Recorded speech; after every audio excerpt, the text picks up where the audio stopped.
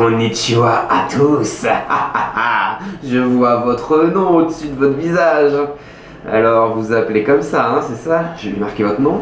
Et voilà, maintenant vous êtes foutus. Parce que c'est le cahier de la mort, le Death Note que j'ai entre les mains.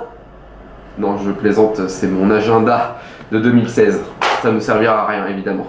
Aujourd'hui, dans ce J3F Impression, je veux vous parler d'un drama qui s'appelle Death Note. Vous connaissez forcément le manga Death Note, même si vous ne l'avez pas lu. Vous connaissez peut-être aussi l'animé, hein? Vous connaissez peut-être aussi les films qui ont été faits un peu plus tard. Alors moi, je vais vous parler aujourd'hui de la série télé qui vient juste de se terminer au Japon. Je vais vous dire quelque chose, elle est vraiment très très bien cette série. Je vous la recommande énormément, c'est pour ça que j'ai eu vraiment envie de faire cette vidéo pour vous en parler. Elle est beaucoup plus proche du manga originel que les films.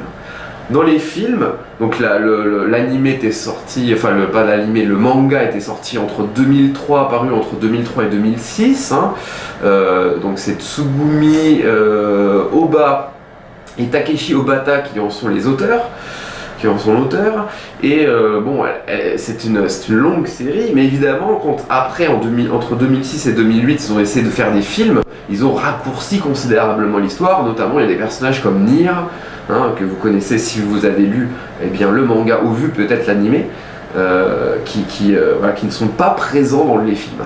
Là par contre, pour la série télé, tout ce monde-là, Nier, ils sont tous présents, tous les personnages du manga sont présents, et l'histoire du manga est, bon, c'est pas exactement la même chose, il y a des petites variantes, hein, mais c'est quand même globalement très proche, hein, du manga. Ça respecte énormément le manga, beaucoup plus que les films. Alors les films ont eu beaucoup de succès aussi, évidemment, mais ils ont été critiqués souvent par les fans parce que justement les gens préféraient les mangas. Là je vous recommande fortement, si vous avez lu les mangas ou même si vous ne connaissez pas Death Note et que vous voulez vous y mettre, je vous recommande fortement de regarder ce drama. Notamment, alors vous savez, bon, les acteurs japonais sont pas toujours au top, hein. Il y a beaucoup d'idoles hein, qui vont jouer dans les premiers rôles dans les dramas japonais, et bon, leur spécialité c'est pas forcément la comédie, donc voilà, ils sont pas forcément très bons dans leur jeu, mais là par contre, bonne surprise à ce niveau là, puisque l'acteur, notamment l'acteur principal qui joue Yagami Laito, qui s'appelle, alors attendez, j'ai pris une petite note là, hop, Masataka Kubota, voilà, hein, c'est un jeune acteur, et je ne le connaissais pas encore avant de regarder Death Note. Voilà, Masataka Kubota, voilà, hein, notre ami Kubota, est un très bon acteur. Il joue très bien, vraiment. On sent bien le côté démoniaque, hein, de Light, du personnage principal. Et les autres acteurs sont pas trop mal. Bon, c'est pas le top, hein. Il y a des acteurs qui jouent pas très bien, mais quand même ça va. Puis l'acteur principal donc joue vraiment très bien. Et ça, il faut le noter.